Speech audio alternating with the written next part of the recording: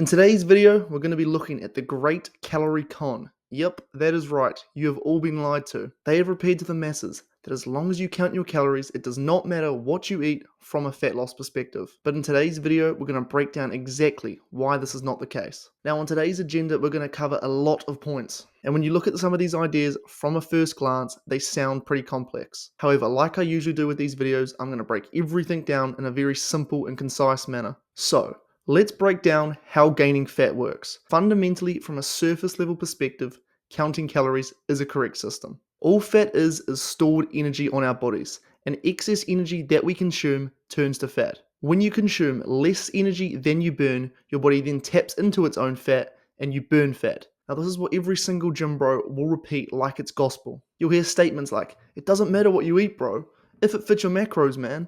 Now we've all heard these statements. However, the people that repeat these things are missing a massive fundamental aspect of the calorie counting equation. Now, a calorie is measured using something known as a bomb calorimeter. How this works is they get a sample of food, put it in a closed off chamber, and then they burn the food. This chamber is surrounded by water, so they burn the food completely, and then at the end of it they check to see how much the temperature of the water has increased. And for the water that surrounds the chamber, for it to go up by 1 degree, it requires 1 calorie. Now in this system, a calorie does equal a calorie, and the reason for this is because it's in a closed off system. However, we are humans, we're not combustion engines. We are an open thermodynamic system. Now what this means is that we don't only use calories for our energy, they're used for many other bodily functions. Now I'm sure most of you know this, but I'm going to break down exactly how many calories are in each macronutrient.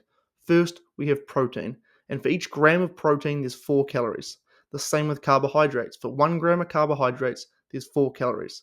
And in 1 gram of fat, there's 9 calories. And for each kilogram of fat you have on your body, it equals to about 7,700 calories. To illustrate exactly how a calorie does not equal a calorie, let's look at a hypothetical example. We have 2 individuals, identical everything, twin brothers let's say. They even have the same name. Their parents really like the name Sam so much that they decide to name them both it. Their metabolism's exactly the same, they have the same haircuts, you name it, complete and utterly identical. However, they have very different diets. Now, both of these individuals are new to fitness. They've just started working out. They're lifting weights 3 to 4 times a week and they're going for a 30-minute walk every day. First up, we have Sam the soy boy, who has been given this name because essentially his diet has soyified him.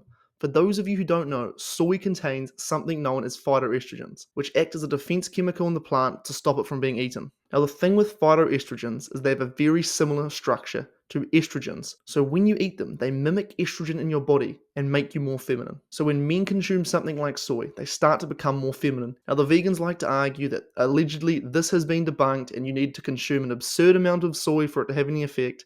However, I am definitely not convinced by this argument. I drink 2 glasses of soy milk every day. Where is the research showing soy consumption has feminizing effects in men? Soy does not have any feminizing effects in men. And just for the record, because I know there'll be at least one person thinking it, but if you are a woman and you want to be more feminine, you still don't want to consume phytoestrogens because it's not going to make you more feminine. All it's going to do is completely mess up your hormones and then you're going to have mood issues. So don't do that. But anyways, because soy is in basically every single processed food nowadays, because he's eating the standard American diet, he is considered a soy boy. His diet is literally just the average person's diet. High in plants, low in protein, and higher in fats and carbohydrates. Then we have Sam the man, who eats the proper human diet. He eats the way that humans have always eaten and the way that humans are designed to eat. His diet is an all-meat diet. 3,000 calories of only meat, which obviously means it's going to be a high protein, high fat diet with virtually 0 carbohydrate. In the next 10 minutes or however long this video has left, you're going to see why Sam gets this cool name. Now to begin, calories aren't even accurate. The calorie reading on the back of a package is legally allowed to be off by up to 20%. Now how naive do you have to be to think that every company in the world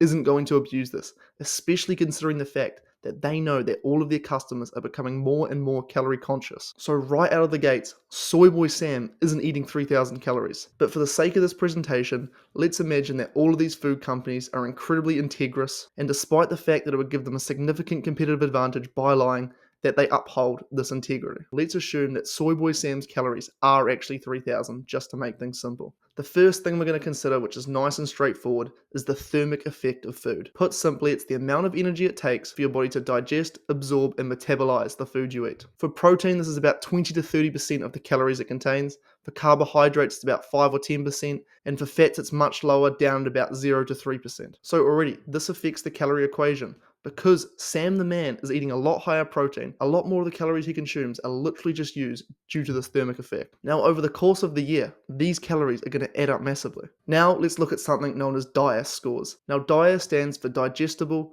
Indispensable Amino Acid Score. Now, to put this in the simplest terms possible, it basically means how much of the protein we eat is getting absorbed and used by our body. Because protein is used for our entire bodies, repairing cells, building muscles, you name it, it's used for it. It's very important that the protein we use gets absorbed and therefore utilized. Now, as we can see, for animal protein, it's very high, meaning that it's effectively absorbed and therefore utilized in our bodies. In fact, you might notice that whey protein is extremely high at 143. I'll break down exactly why this is the case later in the video when I talk about how the surface area of a food affects how much of it is absorbed. However, all plants have terrible DIAS scores, meaning that there are much more incomplete protein than animal sources. After we eat protein, it breaks down into amino acids, and if we don't get all of the essential amino acids we need, it makes it a lot harder to build muscle. Now, muscle mass is literally just built from doing some sort of resistance training, which results in micro tears in your muscle fiber, and then protein comes in, repairs it, and they grow back slightly bigger and stronger than they were last time. So because of this, have a guess what happens to your muscle size when you have a significantly worse source of protein. So why is this important to the calorie equation? Well, for a pound of muscle tissue, it will burn between 7 and 10 calories per day. And for a pound of fat, it's only 2 to 3 calories per day. So replacing a pound of fat with a pound of muscle, you're going to burn an additional 4 to 6 calories per day. So because Sam is eating a much better quality protein source, and therefore he's going to gain more muscle and his metabolic rate is going to be higher, meaning that even at rest, he's going to burn more calories. So in 1 year, Sam the man is going to gain an additional 5 to 10 pounds of muscle mass. Now, when you have a rubbish diet, every single hormone in your body is going to be completely messed up. However, if I went through every single hormone and rambled on for the next 3 hours about how exactly what you eat affects each hormone, this wouldn't be a very entertaining video. Animal products contain cholesterol. Plants do not. Now, our bodies produce a small amount of cholesterol, but it's insufficient. Cholesterol is a precursor to testosterone. So when you eat more cholesterol, your testosterone is also going to increase. Testosterone is literally a steroid hormone. If you inject someone with testosterone and they sit on the couch all day watching Netflix and eating hot Cheetos, they will gain a significant amount of muscle mass. So because Sam the man not only has more bioavailable protein, but also has high testosterone, his muscle mass is just going to be significantly higher than that of soy boy Sam's. So let's have a look at how this affects the calorie equation. Off to the drawing board we go. And by drawing board, I mean, let me change the slide real quick. Soy boy Sam, because of these factors, is only going to gain a small amount of muscle, around 5 pounds. Whereas Sam the man, because he's eating the proper human diet, he's going to gain a lot of muscle mass, likely around 15 pounds if he's training right. Now, Sam the man is going to burn an extra 60 calories per day, which equals 21,900 over the course of a year, which is the equivalent of 3 kilograms of body fat. So already, two individuals that have every single factor controlled for, and they're consuming the exact same amount of calories. However, they have very different looking physiques. Now let's have a look at how their diets are going to affect their bodies. Soy boy is going to be very inflamed due to the poison that he's eating, whereas Sam the man is eating the only food that isn't defended in some way. So then what happens to soy boy Sam is his cells become inflamed. Because they're inflamed, they can't function properly, which means they produce less energy and his NEAT decreases significantly. But what is NEAT? NEAT is the acronym for non-exercise activity thermogenesis, which basically means when you're talking, are you moving your hands around? Are you fidgeting? In the evenings, because you have so much energy, you decide to go for a little stroll up and down the street instead of sitting there and watching Netflix all night. Now, Sam the man, his NEAT's going to be incredibly high. He just feels amazing. He's got great energy all day. He's showing enthusiasm when he's talking to people. And then you compare that to soy boy Sam, who has every cell in his body just decimated. He just sits there all day with no energy. He can barely type his emails out. This significantly impedes the amount of calories that soy boy Sam burns for the day. So basically, Sam the man's metabolism is now a lot higher because he's burning a lot more calories. Anyway, back to the drawing board again. Let's have a look what's happened. Sam the man now not only has more muscle mass, which is going to result in him burning more calories, but he's also going to burn more calories simply because he has more energy and therefore more NEAT. Two individuals eating the same amount of calories with very different results. What a lot of people seem to forget is that calories are used for every single function in our body. Every single cell in our body is made from the foods and calories that we eat. So let's take it one very small niche example of how calories are used in our open system. Our brains are made out of fat, primarily primarily carbon 20 and 22 fatty acids. Now, fatty meat is high in these 20 and 22 carbon fatty acids that we need. However, plants typically only contain 18 carbon and below fatty acids. And the human body has an incredibly poor ability at converting these 18 carbon fatty acids into the 20 and 22 carbon fatty acids that we require. Now, obviously this amount is so minuscule, it's not important, but I'm just giving you an example of other functions in our body that calories are used for. Put simply, it's a lot easier to convert animal tissue into animal tissue than it is to turn plant material into animal tissue. And obviously we are animals. So more of the calories we consume from the meat than the plants are going to be used to build our tissues. And then finally, let's look at how different foods are absorbed. When something is already broken down, say in the form of a powder, it's a lot easier for us to absorb. This is due to the fact that it now has a much higher surface area and therefore more enzymes are able to absorb it. This right here is why whey protein powder has the incredibly high DIA score like I showed you earlier in the video. Now Soy Boy's diet's going to be full of different powders, whether it be the wheat flour he uses for his pancakes or the oats that he blends up for his nice morning smoothie. I mean, who even knows what that geek's going to be eating, but what's going to end up happening is he's going to be absorbing a lot more of his calories because of this. Whereas Sam the man, because he's eating food in its natural state, he might absorb slightly less of what he eats. Now again, this is only going to make a small difference, but over time this adds up, and there are many things like this that all collectively add up. So for the final time, let's head back to our drawing board. Sam the man has a higher thermic effect of food.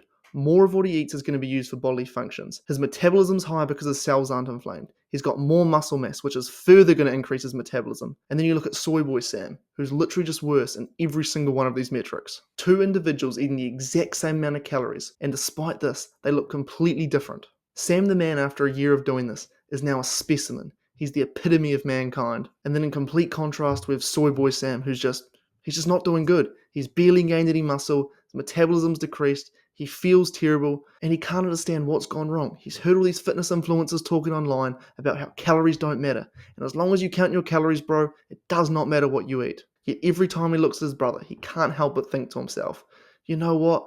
Maybe this calorie thing isn't quite right after all.